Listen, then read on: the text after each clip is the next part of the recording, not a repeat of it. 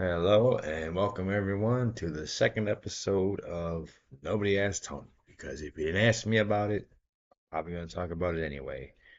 First of all, I would like to say thank you very much to everyone who's subscribed to my channel so far. We're getting there. We're getting there. Baby steps, baby steps.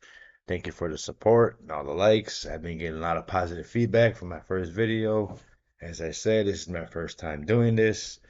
I'm just getting the hang of all this. Once I get stuff going, I'm pretty sure I'll probably have a better setup and everything, but baby steps, like I said, baby steps. We're getting there. I even had one of my old friends from high school say, "Hey, I got t-shirt ideas." Hey, baby steps. You gotta learn to run, walk before you can run. I had a couple, negative stuff like, it was too hard to watch that I couldn't watch this. Hey, don't watch it. I'm not gonna force you. I'm not gonna say who said what because I'm not gonna name names. If you've seen Seinfeld, you'll know that reference.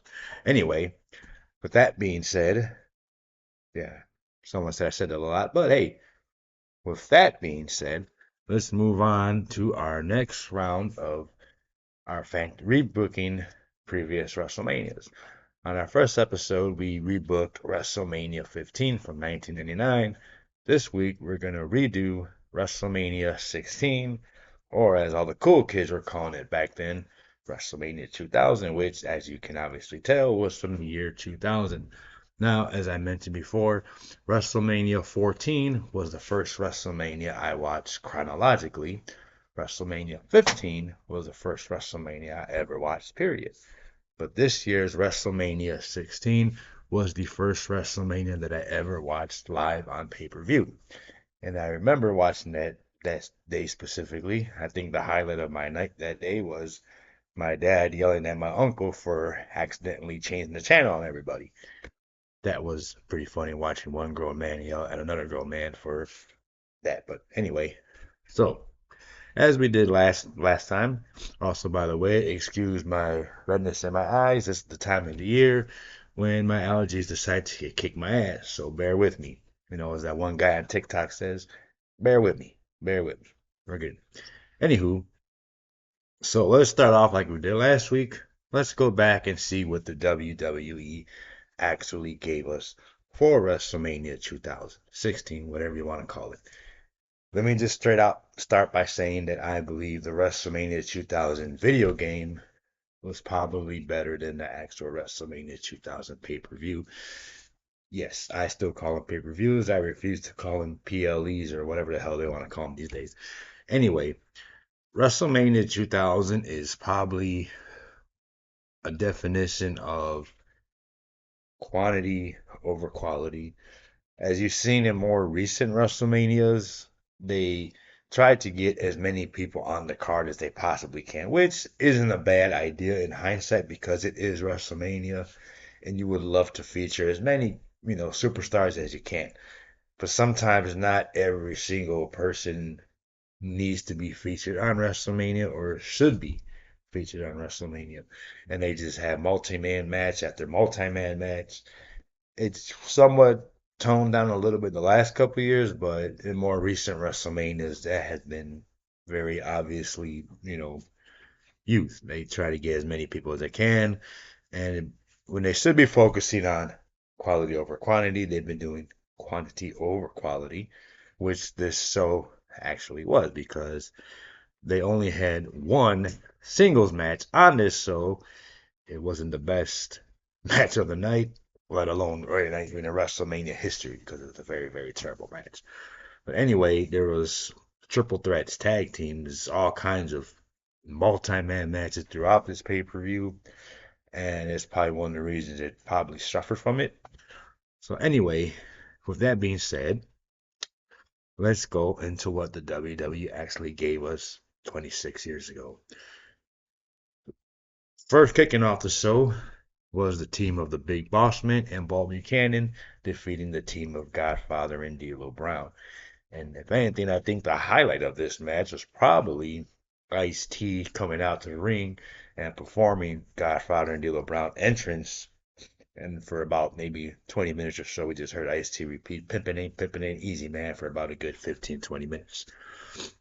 I specifically remember being able to watch SmackDown around this time because it had just debuted a few months prior, the previous year, and it wasn't on cable. It was on UPN, if I believe the first channel was. So I was able to watch SmackDown. Not as much as I wanted Raw because, like I said, I didn't have cable at that time. I wasn't fortunate enough to.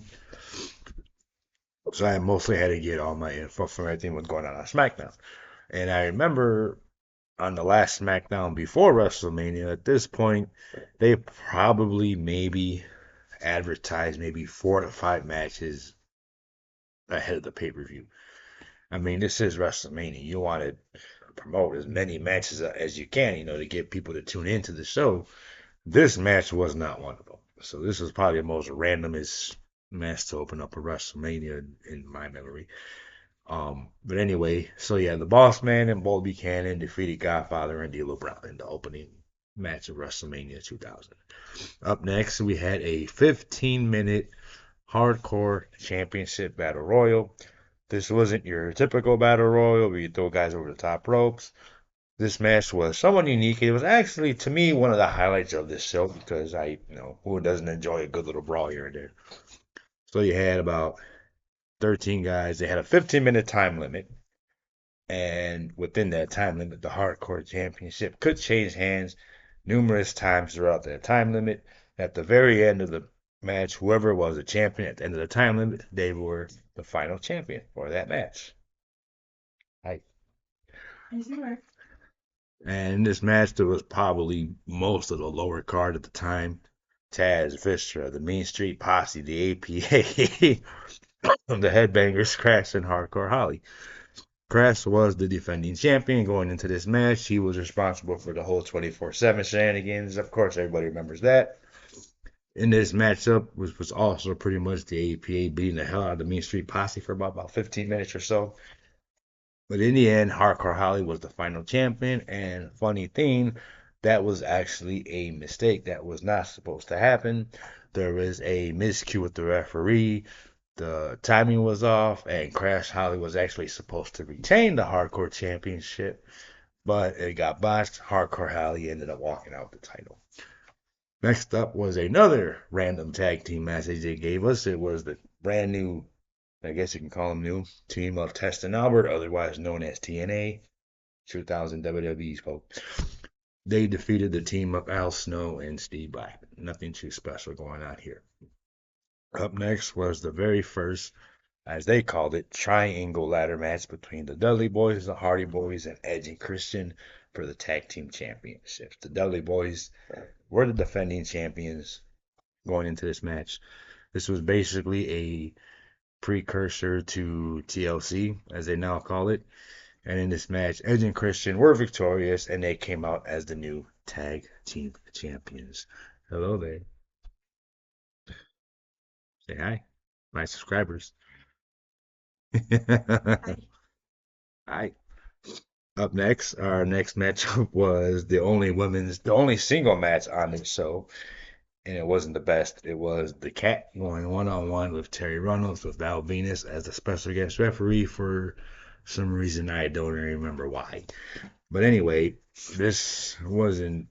This was built as a cat fight. I guess pretty much what you had to do is I remember you had to throw the opponent out of the ring and you won the match somehow, something like that, something along those lines.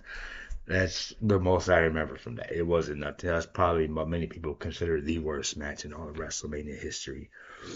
Up next, there was a 6-man tag team match between the team of China teaming up with True Cool to take on the newly acquisition, you can call them, team of the Radicals, Eddie Guerrero, Perry Saturn, and Dean Malenko.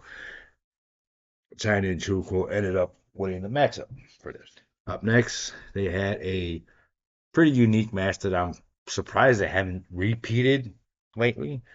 It was a true fall triple threat match for both the Intercontinental and the European Championships. It was Kurt Angle defending against Chris Jericho and Chris Benoit. Kurt Angle ended up losing both his titles without getting pinned in either fall. He lost the Intercontinental title to Chris Benoit, who, as most people nowadays refer to as Lord Voldemort because they don't speak his name anymore. If you know, you know. while Chris Jericho ended up winning the European Championship during the second fall. hmm So yeah, that was that. Up next, we had Road Dogg and X Pac taking on the team of Kane and Rikishi. Another tag team match that was actually advertised ahead of time instead of just throwing it out there for the show. That match ended up being won by Kane and Rikishi. They ended up doing a dance with Too Cool. Kane had the little mini angle going on with Pete Rose for 3 years, where he ended up tombstoning him, choke slamming him, dressed up as the San Diego Chicken. And this was, excuse me, probably the end of that little trilogy, if you want to call it that. And then finally, we came to the main event, a fatal four-way elimination match for the WWE title. Triple H defending against The Rock, The Big Show, and Mick Foley in a fatal four-way elimination match with a McMahon in every corner. Because this was 2000s WWE, the McMahons had to be involved in everything. You have Vince McMahon in The Rock's corner, Stephanie and Triple H. Stephanie, of course, was my very first crush in WWE. Linda McMahon was in Mick Foley's corner, and Shane McMahon was in the Big Show's corner. This was basically also to get Mick Foley his WrestleMania main event that he'd been wanting, even though he retired like 3 weeks before this. The Big Show was just there, I guess, upset that he supposedly, he, in his words, he wanted to Royal Rumble. The Rock threw him out first. It was a whole little mix up going on that had going on there, but it was pretty good though. This was also the first WrestleMania main event that was won by a heel to retain their title. So, as you obviously know, Triple H won the match after Vince McMahon turned on The Rock to join Triple H after Triple H pretty much beat Vince McMahon's ass not too long before this, as you do. So, there you have what WrestleMania 2000 was. It wasn't the best, it wasn't the greatest. It was one of those just there. They threw everybody out there. It really is not too much of a highlight. More of a good memory for me because, like I said, it was the first WrestleMania that I ever saw on pay per view. So, with that being said, let's go into how I would have done this differently. What would I have changed to this show? And there's actually not too much, but there is some stuff I would have done differently. I rebooked this one. This is probably one of the retro past WrestleManias that I redid years later. So I went back and I said, okay, well, let's see what I can remember what storylines are going on. How would I do this differently? So with that being said, as in the really happened, there was no pre-show, no Sunday Heat. So we're gonna go straight to the main card. And I would open up this WrestleMania with a good old fashioned tag team battle royal. Pretty much all the random tag teams that were just thrown in these matches, along with the all the little lower card tag teams that are in the hardcore battle royal. Throw them all out there. Have a good old fashioned tag team battle royal. I would give the win to TNA since they were the newer team at the time. So we're gonna go with that as our opening match instead of what we got. Up next, we would have had the Hardcore Championship. It would have been Crash Holly defending in a singles match against his cousin, Hardcore Holly. And I think I still would have gave Hardcore Holly the win over his cousin. But then again, I could see Crash getting the win since Crash was pretty much more popular than Hardcore was. And the funny thing is that they actually brought Crash Holly in to get Hardcore Holly more over, and we all see how that turned out. Up next, I would keep the triple threat ladder match for the tag team championships. I'll keep it the way it is. Same storyline, same result, same match. Edge and Christian still win, defeating the Dudley Boys and the Hardy Boys. We're going to keep that the same as it is. Up next, of course, that was a hell of a match. You're going to need something to cool down after. So we're going to kind of stick with the women's match that was on there, but we're going to tweak it and change it a little bit. Instead of a single match, we're going to have a tag team match in which the Cat, who had Mae Young in her corner, they would team up against Terry Runnels, who had Fabulous Moolah in her corner. We'll keep Val Venus as the referee. You're probably wondering why the hell are these two old ladies in the ring anyway. They were, during this time, they were in their 80s, and they were still bumping around, especially Mae Young getting thrown through tables by the Dudley Boys. I am pretty sure that would have been fine for a 5-6 minute matchup.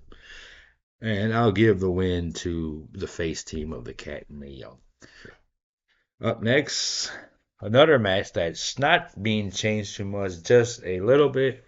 Instead of a two fall triple threat match, we're going to have a fatal four way two fall match for the Intercontinental and European title. It'll be Kurt Angle defending still against Chris Benoit, Chris Jericho, and this time we'll be adding Eddie Guerrero to the mix because I think it probably would have been a little bit more, you know, you got four wrestling greats in there, so why the hell not? We'll keep the storyline the same way. We'll keep Chris Benoit winning the Intercontinental title the first fall. For the second fall, I would go with Eddie Guerrero instead because in the real timeline, he ended up defeating Chris Jericho for that European title the very next night. Anyway, so we're just going to go ahead and move on towards that, which would have left Chris Jericho to continue his feud. He had a Chris Benoit afterwards. You know, all the timelines go, they mix, cross, whatever you want to call it. Up next, we would have had another single match. This would be Taz versus the Big Show. Now you're probably wondering that's quite a random ass match right there. When in reality, Taz was one of their newest acquisitions at this time. He was hot off the ECW, just got signed by WWE a couple months prior at the Royal Rumble. And also it keeps the Big Show out of the main event because really didn't need him there. So got a typical David Goliath storyline. We'll give Taz the win, knocking in the Taz mission on the Big Show and getting the win. Up next, we're going to have ourselves an 8-man tag team match. It will be Kane, Rikishi, and Too Cool taking on the DX team of Road Dogg, X-Pac, Perry Saturn, and Dean Malenko. Pretty much the 6-man tag team match that they had, except we're just combining the two and we're having an 8-man tag instead. Still give the win to the babyface team. Still have a little celebration after. Kane does the whole thing with Pete Rose after. Timeline continues as it was. Now we go on to our main event, which is definitely going to be changed from what we got. So the way what I would have done, if you recall at this time, the very next pay-per-view after this was Backlash. And the main event was Triple H defending The Rock. Sorry, allergies.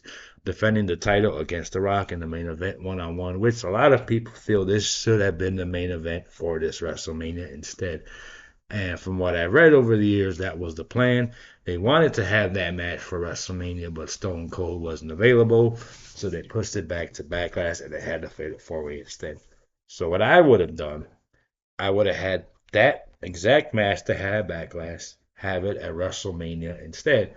Everything's still the same. The whole Stone Cold interference, everything is still the same storyline, same outcome, everything.